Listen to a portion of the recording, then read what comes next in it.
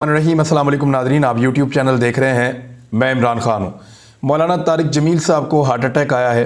वो कनाडा में मौजूद थे। उनके साहबजादे ने बताया कि मौलाना साहब को हार्ट अटैक आया है, उनको तकलीफ़ हुई, उनको अस्पताल मुंतकिल किया गया है। अल्लाह रब्बुल इज़्ज़त से दुआ है कि अल्लाह रब्बुल इज़्ज़त उनको शिफा अता फ़रमाए और जल्द अज जल्द सेहत याब करे ताकि वो दीन की खिदमत जारी रख सकें। और मौलाना साहब की बहुत ज़्यादा खिदमत हैं, पाकिस्तान में नहीं दुनिया भर में। इस्लाम के लिए बहुत सारे लोगों को उन्होंने इस्लाम से रुशनास करवाया और बहुत सारे लोगों को इस्लाम के बारे में बहुत अच्छी बातें बताईं। बहुत कुछ मेरे आसपास बहुत सारे लोग हैं जिन्होंने मौलाना साहब से सीखा। मैंने ख़ुद भी बहुत सारे उलमा से सीखा है, उनमें से मौलाना साहब से भी सीखा है। गो कि मैं उन्हें कभी मिल नहीं पाया, कभी भी आज तक मेरी बिलमुशाफ़ा मौलाना तारिक जमील साहब से मुलाकात नहीं हुई, लेकिन मैंने उनको सुना है बाज़ औक़ात जब मौका मिला तो मैंने उनसे सीखा है, इसलिए वो एक उस्ताद का दर्जा रखते हैं। तो मेरी अल्लाह रब्बुल इज़्ज़त से गुजारिश है, दरख्वास्त है अल्लाह ताला से कि अल्लाह ताला उनको सेहत कामला अता फ़रमाए और वो ये खिदमत जो कर रहे हैं वो जारी रखें और अल्लाह ताला जो वो खिदमत कर रहे हैं उसका अजर भी उनको ज़्यादा अता फ़रमाए। आप सब भी दुआ कीजिएगा मौलाना साहब के लिए। दूसरी जानिब बेनज़ीर भुट्टो साहिबा की बरसी थी 15वीं, उसके हवाले से पाकिस्तान पीपल्स पार्टी ने तकरीब की है। मायूस कुन क्राउड था, बड़ी तादाद में लोग नहीं आ पाए और ये गुज़िश्ता चंद सालों से हो रहा है। बेनज़ीर भुट्टो की शहादत के बाद से लेकर अब तक पाकिस्तान पीपल्स पार्टी सुकड़ती चली गई है। ख़ास तौर पे खैबर पख्तूनख्वा में, पंजाब में और बाकी जगहों पे ये बहुत नीचे गई है। सिर्फ़ एक इलाका ऐसा है गिलगित बल्तिस्तान जहाँ पे कुछ थोड़ा सा, या आज़ाद कश्मीर में जहाँ पीपल्स पार्टी ने PMLN से बेहतर परफॉर्म किया है। PTI के तो वो फिर भी करीब नहीं आए। लेकिन पीपल्स पार्टी लगातार जो कमज़ोर हुई है उसकी वजह आसिफ अली ज़रदारी और उनकी पॉलिसियाँ थी पहले, और उसके बाद सारी उम्मीदें वाबस्ता थी बिलावल ज़रदारी से।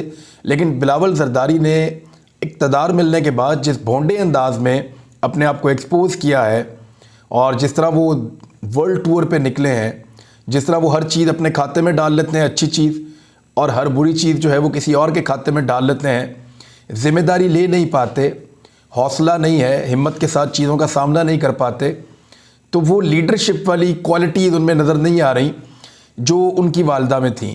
तो उसकी वजह से पार्टी को लगातार नुकसान हो रहा है और पार्टी के जो लोग हैं वो बार बार वार्न भी करते हैं।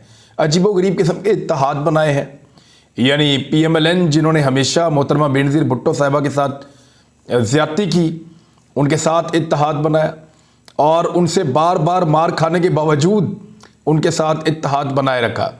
पार्टी के अपने लोग वार्न भी कर रहे हो, मैं आपको वार्निंग अभी सुनाता हूँ। लेकिन पहले बिलावल की जो तकरीर थी, उस तकरीर में एक तो बिलावल भुट्टो ज़रदारी ने कहा, बिलावल ज़रदारी ने फरमाया कि बिल्कुल जैसे परवेज़ मुशर्रफ गुमनाम हो गए ना, या एक ख़त्म हो जाने वाली चीज़ है जो गायब हो गया मंजर से, ऐसे ही इमरान खान भी गायब हो गया। देखिए, परवेज़ मुशर्रफ एक डिक्टेटर थे, एक फ़ौजी जनरल थे, और उनके खिलाफ जब तहरीक चल रही थी तो पीपल्स पार्टी, PMLN, तमाम पॉलिटिकल पार्टीज़ और इमरान खान भी उस तहरीक का हिस्सा थे। इमरान खान साहब के पास एक पॉलिटिकल पार्टी है, एक जमहूरी सियासी जमात जो इलेक्शन कमीशन ऑफ पाकिस्तान के अंदर रजिस्टर्ड है, और इस जमात के खिलाफ सारी पॉलिटिकल पार्टीज़ हैं। एक तरह से तो बिलावल ने ठीक कहा, जैसे परवेज़ मुशर्रफ के खिलाफ बहुत बड़ी तादाद में पार्टीज़ इकट्ठी हो गई थी, वैसे ही इमरान खान के खिलाफ भी बहुत बड़ी तादाद में पार्टीज़ इकट्ठी हो गई हैं। लेकिन दोनों का अंजाम एक जैसा हो नहीं सकता। परवेज़ मुशर्रफ ने अपने पूरे सियासी करियर के अंदर जब वो रिटायर हुए तो वो सिर्फ एक MNA अपना बनवा पाए, वो भी चित्राल से। जबकि इमरान खान साहब जो हैं वो हर गुजरते वक्त के साथ उनकी सियासी मकबूलियत में इजाफा होता चला गया। पहले उन्होंने चंद सीटें ली, फिर उसके बाद उन्होंने खैबर पख्तूनख्वा में अपनी हुकूमत बनाई, उसके बाद उन्होंने पाकिस्तान में अपनी हुकूमत बनाई, और इस वक्त वो जहाँ से भी इलेक्शन लड़ते हैं वो 70 से 80% इलेक्शन जीत जाते हैं। यानी उनके आगे आगे लग के सारी पॉलिटिकल पार्टीज भाग रही हैं और इंतखाबात से, जो पॉलिटिकल पार्टीज का काम होता है इंतखाबात लड़ना, इंतखाबात से फ़रार हासिल कर रही हैं। यानी इस्लामाबाद के बल्दियाती इंतखाबात से दोबारा फ़रार हासिल किया है, कराची में बल्दियाती इंतखाबात से फ़रार हासिल कर रही हैं, ज़िमनी इंतखाबात से फ़रार हासिल कर रही हैं उनके इस्तीफ़े मंजूर ना करके, और जितने भी इंतखाबात हुए हैं उनमें इमरान खान साहब ने 80% कामयाबी के झंडे गाड़े हैं। तो ये बिलावल जरदारी साहब को एक गलत फहमी है कि परवेज़ मुशर्रफ में और इमरान खान साहब में वो कोई यकसानियत तलाश कर पाएंगे। हाँ, एक ही चीज़ यकसा है कि ज़्यादा पॉलिटिकल पार्टीज मुशर्रफ के ख़िलाफ़ हो गई थी, इसी तरह ज़्यादा पॉलिटिकल पार्टीज इमरान खान के ख़िलाफ़ हो गई हैं। बाकी और कोई चीज़ मुश्तरका नहीं है। परवेज़ मुशर्रफ एक डिक्टेटर थे और जब वो सियासतदान बनकर आए तो वो बहुत नाकाम हुए। इमरान खान साहब जो हैं वो एक सियासतदान हैं, इन्होंने परवेज़ मुशर्रफ के ख़िलाफ़ जदोजहद भी की हुई है और इमरान खान साहब हर गुजरते वक्त के साथ ज़्यादा मकबूलियत हासिल करते चले जा रहे हैं। दूसरा, बिलावल ने जिस तरह वो कहते हैं पहले कांपे टांग गई फिर आसमान से सैलाब उतरा है, इस दफ़ा जिस तरह की वो बातें अजीबोगरीब किस्म की कर रहे थे, लेकिन मेरे लिए ये कोई इंपॉर्टेंट नहीं है। उनकी ज़बान का मसला है, थोड़ा सा स्लिप ऑफ टंग हो जाता है बिलावल से, और क्योंकि वो अंग्रेज़ी में सोचते हैं फिर उसको उर्दू में बोलते हैं। यानी बहुत सारे लोग ऐसे हैं, मैं उर्दू में सोचता हूँ तो मुझे जब पंजाबी भी बोलनी होती है तो उर्दू में सोचता हूँ और पंजाबी बोलता हूँ, या उर्दू में सोचता हूँ और कोई और ज़ुबान या अंग्रेज़ी या कुछ भी मैं बोलना चाहूँ तो मैं पहले उर्दू में सोचता हूँ और फिर बोलता हूँ। इसी तरह बाज़ लोग अंग्रेज़ी में सोचते हैं, कभी उनको उर्दू बोलनी पड़े, सिंधी बोलनी पड़े, पश्तो बोलनी पड़े, तो वो उनके लिए प्रॉब्लम होती है। तो बिलावल को इतना मार्जिन तो दे देना चाहिए। लेकिन एक चीज़ मैंने जो नोट की वो ये है कि मोहतरमा बेनज़ीर भुट्टो साहिबा की शहादत वाले दिन बिलावल जरदारी बजाय इसके कि वो बात कर रहे होते अपनी वालिदा मोहतरमा के ऊपर, उन्होंने ज़्यादा वक्त बात की है इमरान खान के ऊपर। यानी अगर इमरान खान इतनी ही गैर मुतअल्लिका चीज़ हो चुके हैं और अब माजी का एक किस्सा बन गए हैं, तो बिलावल अपनी वालिदा का तस्करा करते रहते। उन्होंने बहुत कम तस्करा किया लेकिन वो इमरान खान का तस्करा ज़्यादा करते रहे। इसका मतलब है जो भी बात करता है, जो भी, चाहे कोई सियासतदान है, चाहे एस्टेब्लिशमेंट के लोग हैं, चाहे वो पॉलिटिकल पार्टीज़ के हेड्स हैं, कोई भी बात करता है वो इमरान खान की बात किए बगैर रह नहीं सकता। पाकिस्तान में जहाँ पे भी आप कोई पॉलिटिकल डिस्कशन करेंगे, लफ्ज़ इमरान खान का इस्तेमाल वहाँ पे ज़रूर होगा और 100% होगा। तो ये कहना कि इमरान खान इर्रेलेवेंट है, तो वो बिलावल की अपनी तकरीर में पता चल रहा है कि वो इर्रेलेवेंट नहीं है। दूसरा, बिलावल बार बार अपने और अपने वालिद साहब के ऊपर वो इल्ज़ामात लेने की कोशिश करते हैं जो इमरान खान साहब डालते हैं कि बैरूनी और अंदरूनी साजिश। वो बिल्कुल ठीक कहते हैं कि बैरूनी और अंदरूनी साजिश का एक हिस्सा वाकई में आसिफ अली जरदारी साहब थे, जिन्होंने ख़रीद फ़रोख्त की, सिंध हाउस के अंदर मंडियाँ लगाई, होटलों के अंदर बंदे ठहराए और अपने बंदों के ज़रिए से कंट्रोल किया और पैसा खर्च किया सिंध से ला के। वो बिल्कुल ठीक कहते हैं, लेकिन साथ ही साथ उनको सहूलतकारी मैसर थी पाकिस्तान के अंदर से भी और पाकिस्तान के बाहर से भी। रजीम चेंज ऑपरेशन के सहूलतकार पाकिस्तान के इदारों में भी थे और बाहर से भी उनको आशीर्वाद हासिल थी। अब ज़रा गौर कीजिए एतजाज़ अहसन साहब क्या कह रहे हैं। पीपल्स पार्टी के सीनियर रहनुमा है, बेनज़ीर भुट्टो साहिबा के साथी, वो कह रहे हैं पीपल्स पार्टी मसलियत का शिकार रही तो 6 सीटें भी नहीं मिलेंगी पंजाब से। पहले तो 6 सीटें जीत ली थी और मोहतरमा बेनज़ीर भुट्टो की बरसी की तकरीब से हाई कोर्ट लाहौर में वो हाई कोर्ट बार से खिताब कर रहे थे। उन्होंने कहा कि अगर पीपल्स पार्टी इसी तरह मसालियत पर चलती रही तो इस बार पंजाब में 6 सीटें भी नहीं मिलेंगी। बेनज़ीर भुट्टो की नई सोच थी जो नेल्सन मंडेला के जैसी सोच थी। उन्होंने कहा नवाज शरीफ ने बेनज़ीर के ख़िलाफ़ पंजाब में तकारीर की थी, इसके बावजूद हमने मिसाक जमहूरियत पर इत्तफाक किया, मगर नवाज शरीफ ने फिर भी आसिफ अली जरदारी के ख़िलाफ़ केस बनाया। पीपल्स पार्टी जिनके साथ मसालियत पर चल रही है वो हमारे बड़े मुखालिफ हैं, ये हमारे सगे नहीं हो सकते, ये हमारे जयालों के ख़िलाफ़ हैं और पंजाब में हमें ख़त्म कर देंगे। देखें, बात तो ठीक है, अब मुकाबला इमरान खान में और PMLN में होगा। नून लीग का मसला ये है कि वो पंजाब के अंदर किसी दूसरी जमात को बर्दाश्त नहीं कर सकती। नून लीग एक्चुअली मफाद परस्तों का एक टोला है, इसमें बहुत अच्छे सियासतदान भी हैं बाज़, लेकिन ज़्यादातर लोग वो हैं जो अपने अपने सियासी मफाद के लिए, अपने अपने कारोबारी मफाद के लिए इकट्ठे होकर एक जमात में आ गए हैं और अब वो किसी और जमात को, क्योंकि पैसा बहुत है इनके पास, ये कारोबारी लोग हैं, तो यहाँ पे वो किसी और जमात को बर्दाश्त नहीं कर सकते, चाहे वो पीपल्स पार्टी हो चाहे वो PTI हो। तो ये उस जमात को ख़त्म करने के लिए कभी इदारों से हाथ मिला लेते हैं, कभी एजेंसियों को साथ मिला लेते हैं, कभी उस पॉलिटिकल पार्टी के ऊपर चढ़ दौड़ते हैं, कभी बाकी पॉलिटिकल पार्टीज़ को साथ मिला लेते हैं। तो ये ऐसा ही करते हैं, इनका ये तरीका वारदात है PMLN वालों का। अब एक और ख़बर है जो बहुत बड़ी खबर है, वो मैं आपके साथ शेयर करना चाहता हूँ, लेकिन पहले ज़रा शहबाज शरीफ साहब की एक बात सुन लें। उन्होंने कहा कि इस हमाम में सब नंगे हैं और 8 माह की हुकूमत 30 साल का मलबा ख़त्म नहीं कर सकती। मलबा कहते हैं जी कि जो ढेर पड़ा हो गंद का, और उसको साफ नहीं किया जा सकता, ये शहबाज शरीफ कह रहे हैं। 30 साल के अंदर 3 मरतबा इनका भाई वज़ीर आज़म पाकिस्तान बना है, मियाँ मोहम्मद नवाज शरीफ। इमरान खान तो एक दफ़ा वज़ीर आज़म बना है ना। जिस 30 साल के मलबे की ये बात कर रहे हैं, उस 30 साल के मलबे में 3 दफ़ा नवाज शरीफ वज़ीर आज़म, 2 मरतबा बेनज़ीर भुट्टो वज़ीर आज़म, 1 मरतबा यूसुफ रज़ा गिलानी, 1 मरतबा राजा परवेज़ अशरफ, वो भी आज इनके साथ ही हैं, और 1 मरतबा ये खुद हैं, और 1 मरतबा शाहिद खाकान अब्बासी, और सिर्फ 1 मरतबा इमरान खान।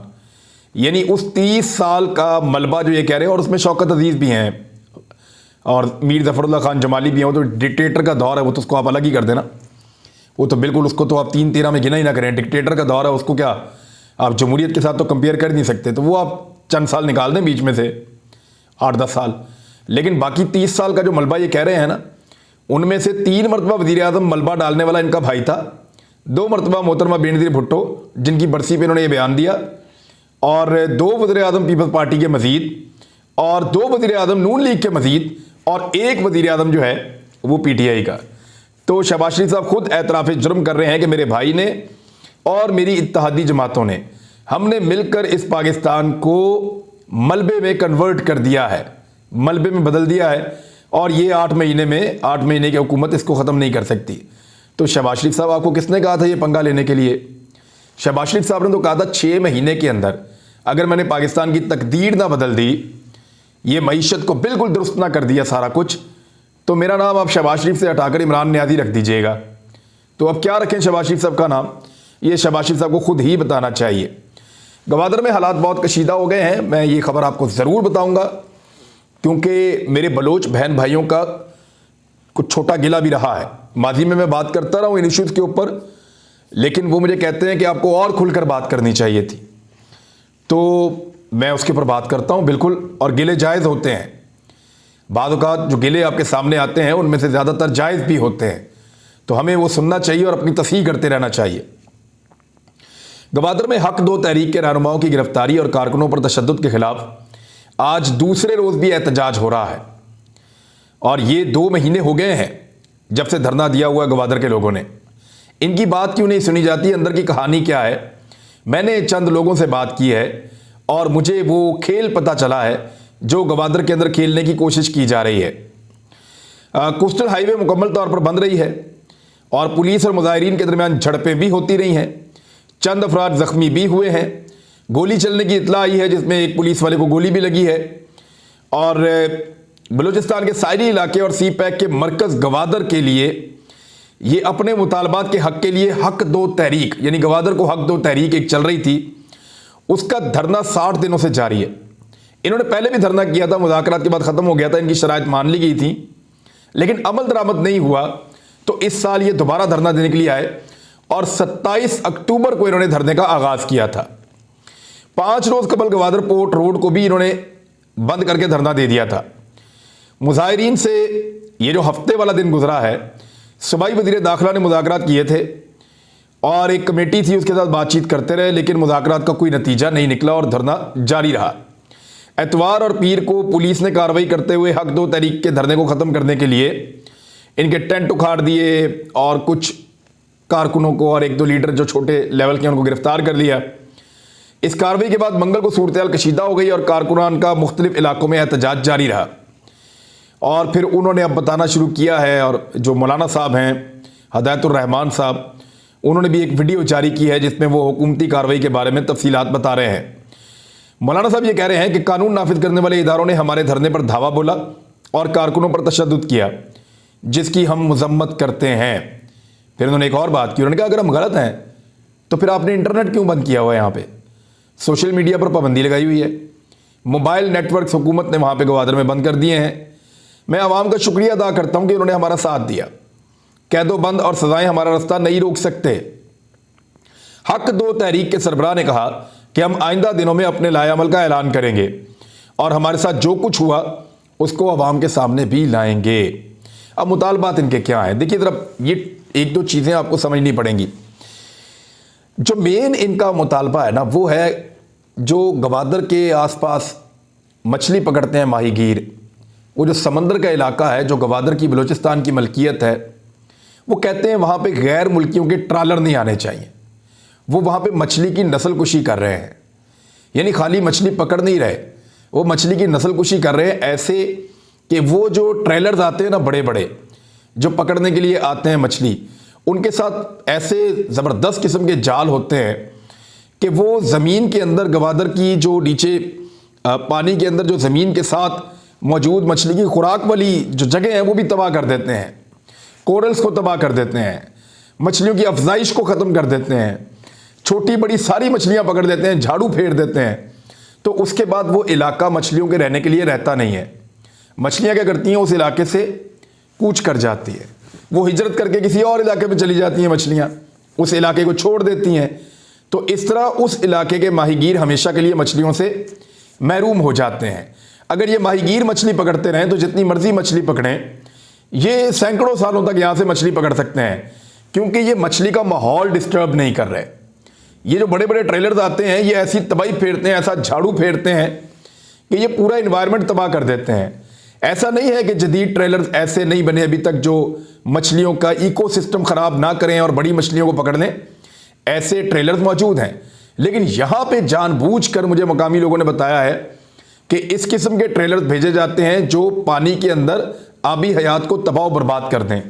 उसकी वजह क्या है? अब वजह जो मुझे बताई है वो मैं आपके साथ शेयर कर रहा हूँ। कुछ उनको तहफ़्फ़ुज़ात हैं सिक्योरिटी फोर्सेस की चेक पोस्टों के ऊपर, तलाशियाँ दिए जाने के ऊपर। फिर वो ये कहते हैं कुछ पोस्टें ऐसी जगह पे है कि हमारी ख़वातीन पे घरों में नज़र पड़ती है, स्कूलों में नज़र पड़ती है, तो हम नहीं चाहते कि ऐसा हो। देखें, गवादर को समझें, मुझे आज कुछ लोगों ने बताया है। गवादर जो है ना, ये एक जजीरा है। इस जजीरे को ज़मीनी रास्ता अल्लाह ताला ने दिया है, पहले नहीं था। पहले इस जजीरे के और बलूचिस्तान के बीच में एक हुआ करता था पानी का रास्ता, लेकिन वक्त के साथ साथ अल्लाह ताला ने ऐसा किया कि वो ज़मीन बन गई। वहाँ से जब ज़मीन बनी, पानी ने वहाँ रेत इकट्ठी की और उससे जो ज़मीन बनी वो अब उस जजीरे के साथ जुड़ी हुई है। ये जो जजीरे का जो एरिया है ये सबसे इम्पॉर्टेंट है। यहाँ पे नेवी भी है, यहाँ पे पाकिस्तान का बेहतरीन एक पोर्ट भी बन रहा है, यहाँ पे संगार हाउसिंग सोसाइटी है, एक बहुत बड़ी, बहुत शानदार, बहुत बड़े बड़े यहाँ पे कमर्शियल एरियाज बन रहे हैं इस जजीरे के ऊपर। और ये जो ज़मीनी रास्ता जाता है गवादर की तरफ, ये वो कीमती तरीन इलाका है गवादर का, जो बलूचिस्तान को और गवादर को आपस में ऐसे अटैच करता है। ये वो इलाका है। इस इलाके के बिल्कुल बीच में गवादर की सारी आबादी बैठी हुई है, लगभग 50,000 के करीब लोग हैं। ये सारे लोग इस इलाके के बिल्कुल सेंटर में बैठे हुए हैं, यानी गवादर की कीमती तरीन जगह, जो मुस्तकबिल में मल्टीनेशनल कंपनियों के लिए, जितनी भी कमर्शियल एक्टिविटीज़ हैं उनके लिए और हर किस्म के काम के लिए मुस्तकबिल में सबसे अहम जो जगह होगी वो ये जगह होगी। यहाँ पे वो लोग रहते हैं क्योंकि यहाँ से उनको दोनों तरफ का साहिल करीब पड़ता है। वो अगर दाएं जानिब जाते हैं तो ये साहिल भी उनके करीब पड़ता है, वो अगर दूसरी जानिब जाते हैं तो ये साहिल भी उनके करीब पड़ता है, और वो सामने गवादर को क्रॉस भी कर सकते हैं। तो इस जगह के ऊपर वो रहते हैं और यहाँ से वो अपनी कश्तियों के ऊपर जाते हैं और जाके वो अपनी माहीगिरी करते हैं। गवादर के लोगों का ये मानना है कि यहाँ पे जानबूझकर समंदर के अंदर आबी हयात को ख़त्म किया जा रहा है, क्योंकि मकामी इंतज़ामिया या पाकिस्तान की एस्टेब्लिशमेंट या पाकिस्तान की हुकूमतें वो ये चाहती हैं कि ये इलाका खाली कर दिया जाए और ये जो 50-60 हज़ार की आबादी है ये यहाँ से जाकर किसी और जगह पे बस जाएं। उसके लिए इनको जगह देने के लिए भी कहा जाता है, पैसे देने के लिए भी कहा जाता है और इनको बहुत सारे मुख्तलिफ इंसेंटिव्स दिए जाते हैं, इनको फ़ायदे पहुँचाने की लालच दी जाती है। लेकिन इसके बावजूद ये माहीगीर अपना ये इलाका छोड़ने पर राज़ी नहीं होते। इस इलाके के ऊपर दुनिया भर की मल्टीनेशनल कंपनियों की भी नज़र है और दुनिया के कई मुल्कों की भी नज़र है जो पाकिस्तान के साथ यहाँ पे कारोबार करना चाहते हैं। आप समझ गए होंगे मैं मुल्कों का नाम नहीं ले रहा। तो उस वजह से ये एरिया खाली करवाना है। ये एरिया तब तक खाली नहीं होगा जब तक इन माहीगीरों को समंदर से खुराक मिलती रहेगी, और अगर समंदर में खुराक ख़त्म हो गई तो फिर ये माहीगीर मजबूर हो जाएंगे और ये गरीब हो जाएंगे, इनको पैसा चाहिए होगा, तो उस वक्त इनको थोड़े थोड़े पैसे देकर यहाँ से हटाना शायद आसान हो जाएगा।